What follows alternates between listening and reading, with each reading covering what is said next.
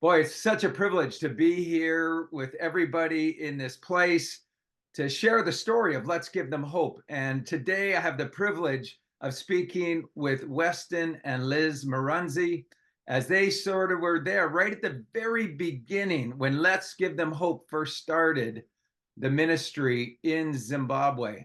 And so, Weston, why don't you just tell me a little bit of the background of the property that we're currently on, this large property that Let's Give Them Hope is on in Zimbabwe. Yeah, my name is Weston Moronzi. I grew up in Msana, and my parents passed away when I was just 12 years old. And since then, it wasn't easy. It was very tough. Then I thought, when I grow up, I don't want I want my children or other people to live the life I'm living.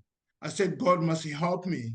So as we grew up, then I get married to Liz, and so that was 2011 when you first started to look after the orphans and vulnerable kids. In those days, it wasn't easy also because that's when the pandemic of AIDS was very, very, very much high, and a lot of children lost their parents and they were living alone, not going to school, and it was very tough for young ones. So where Let's Give Them Hope currently is, that was your family property? Yes, that was my family property. In Zimbabwe in those days, things were very tough. I understood that because of the AIDS epidemic, that Zimbabwe had the highest percentage of orphans in the world per capita, as far as a percentage, with no infrastructure for the government to take care of them in any way. Yes. So the aim of starting, Let's Give Them Hope also was to give the kids food to eat, and also education, and also about health. The organization, which was registered and everything was done, and I believe, Weston, also the land through the governance and all that has been transferred to Let's Give Them Hope as an organization as well. Yes, nearly 6 hectares, which is there, which we run as an organization, which is recognized by the government as well. What were the conditions of the children, the orphans, even this term, child-headed households? Most people have never even heard that. So tell us what was very common in that whole area. Yes, the most common thing in that area, and Let's Give Them Hope, in most villages in Zimbabwe, it's like if there's no one to take care of children, anyone can take advantage of those children. So Lizzie, you were just sharing a little bit more of the bad situation when people are this desperate. Yeah, when people are so poor, there's so many men who live around and they take advantage of these girls, especially like her age. They make them pregnant and they just don't take responsibility, they leave them. So they have themselves to look after in this poor situation, and they have to look after these kids. Like this family, she had 4 girls, and 2 of them died of HIV, and these are some of the kids from the one sister who died. The other one, Jessica, we tried to help her, but we couldn't. She was so sick and she finally died of HIV. There is another one who's like 2 years older than Lucia, and she was also impregnated by a guy who refused to take responsibility at all. So that's some of the things they face day to day. They get taken advantage of because they just want a plate of food or they just want clothes for themselves. Child-headed homes were the most vulnerable kids, but they had no one to. But when Let's Give Them Hope came in and started taking care of those girls, we actually moved some of the girls into this house of safety, and then those situations starting to get less and less and less. Even in the homes where they are guardians, we started home visits and seeing how these children are being taken care of. So Let's Give Them Hope is looking into those situations, and then the people are also not taking advantage of our children anymore in that area. So it's really something which Let's Give Them Hope had stepped in and become a voice. Besides just giving them food and sending them to school, they also protect the children from being so vulnerable and from being taken advantage of, especially the girls, young girls. Even went there. We walked in a household, like a hut, to call it a household, but a little hut, and there would be like 6 children, and we would find out there was nobody watching and taking care of them. Yeah. Yes. And the darkness and the heaviness, and they couldn't go to school with their school fees, right? And so Yes. it was just absolute hopelessness. I mean, it was a life or death situation all around the property. Is that not true when you think back? It is true. It is very true. Even those kids, when we started with them, some of them, they couldn't even look up to face you. They didn't know what love is. They're just so scared and so vulnerable that the kids were not secure. But from now, they're shining faces, they're able to express even how they feel. We really seen the change. Yeah. So Weston, tell me, how many villages are we impacting? There are like 13 villages. I can say more than 2,000 to 5,000, between that number exactly. Yeah. Which I mean are in the area. Awesome. So, but when we started, also, I mean, we started with like 50 kids, and now we have got more than 250 kids who are coming to a place whom we are helping in that situation. Yeah, since like the whole situation in the country, the education system collapsed for some reasons, and the teachers were not paid well, I believe, and then there were so many strikes and many things which happened in schools. So the school system just went down. So Let's Give Them Hope came in and built a school, which is really amazing. And kids start coming to our own school. And the change from those kids, we really had children who could go out to high school without even knowing how to write properly. But now our own school is like having one-on-one with children, and the change in those kids and the impact in the community is really amazing. The difference, because the teachers now are committed and also they are buying into what's happening. So they just didn't come to work as teachers, but they're also part of what's going on in Let's Give Them Hope, and everyone is working with that same vision of giving hope and giving a future to our children. Let's Give Them Hope mobilize the community to really have a vision of what life is all about. It's not about having a whole lot, but it's about living and changing your lifestyle and doing something even for your own self.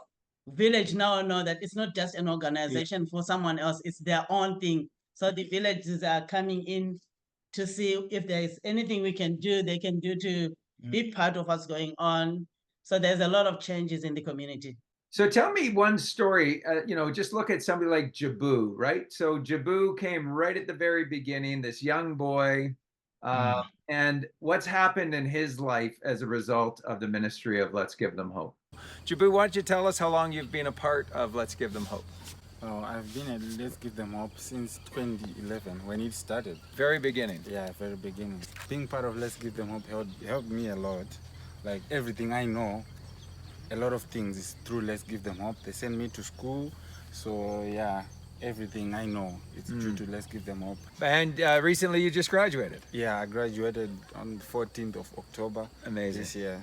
Yeah. So the first Let's Give Them Hope graduate. Yeah, from university. From university. Yeah, and then now we actually have 5 people going to college, 2 to college, 3 to university. Congratulations. Thank you so much. It is amazing. Thank you so much.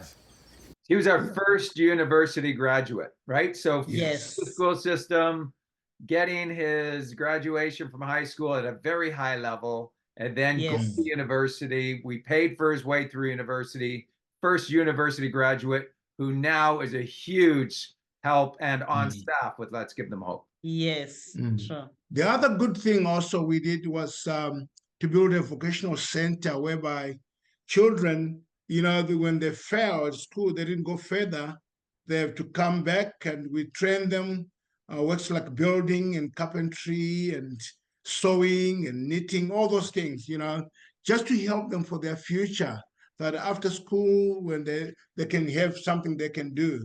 So we had a couple of kids who were like that, whom we have trained and helped, and they are running their own businesses now.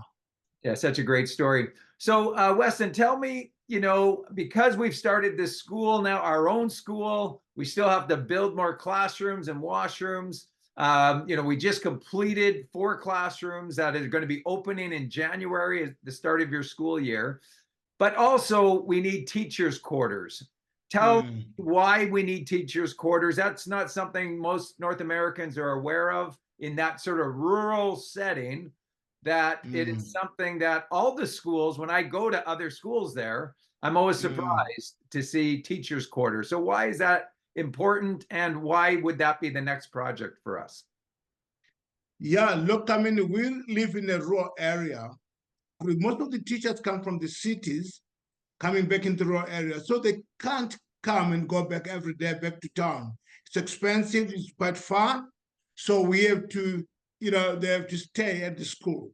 Teachers have got families, and with those families, they can't, you know, bring their children to there because we have no space, they have no place to stay.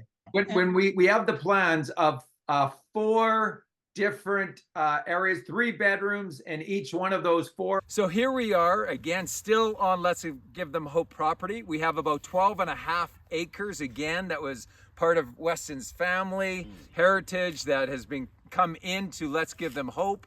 And we're in a whole nother area, but this area is what we're wanting to build: teachers' quarters, living spaces for the teacher. I'm so committed to making sure these teachers can be with their families so they can serve the children here.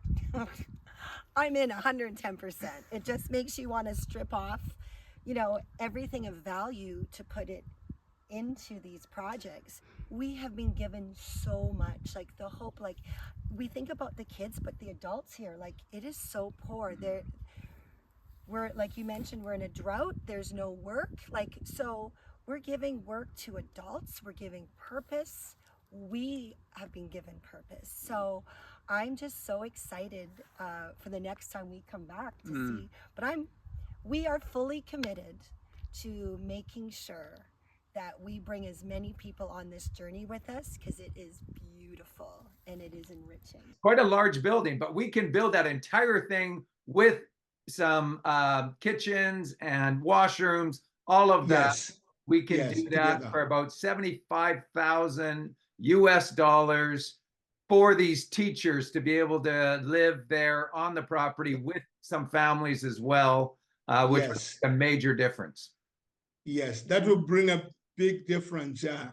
And Good also it's very effective when the teachers are on the ground, so they're able to have time even with their own school children. If they need to do more than just work time with the children, like weekends or stuff like that, extra time, or when they want to, with the slow learners, they're right there. So Yes. it's more effective to the school Having as the well. teachers on the property actually has a lot of other benefits as well. Yes. A lot of benefits, yeah. That will help a lot. So that's really our next project. After that, then we've got to build the other 4 classrooms and then the washrooms.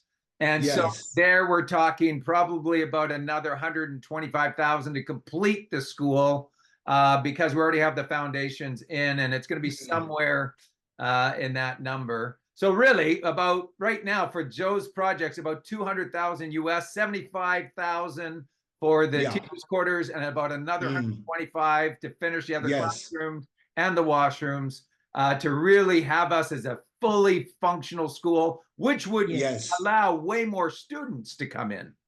Yes. Yes, that will help a lot, you know, in the area.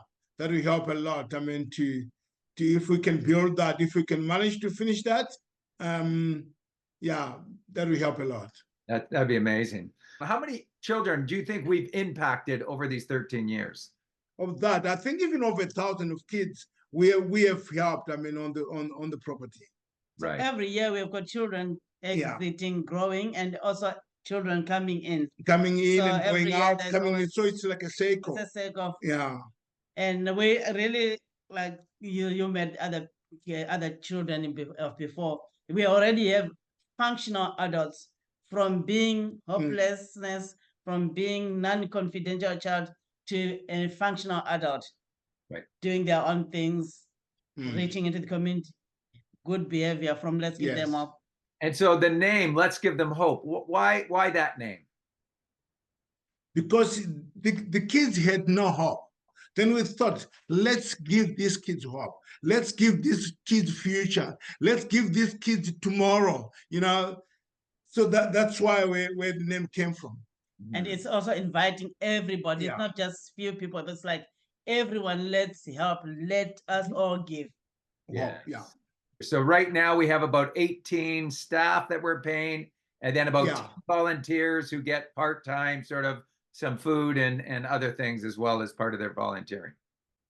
Yeah, we do give them incentive as well. I mean, right. And that's making a huge impact in these people's lives, isn't it?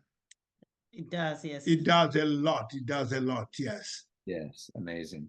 I would like to say thank you to everybody listening to us, and also whoever is prompt to give. I want to say you'll be changing a life. Yes. And whatever you give is appreciated, and it is going to work, and it is going to change a life. Thank you. Thank you, Thank you very everybody. much. Thank you very Goodbye. much. Goodbye.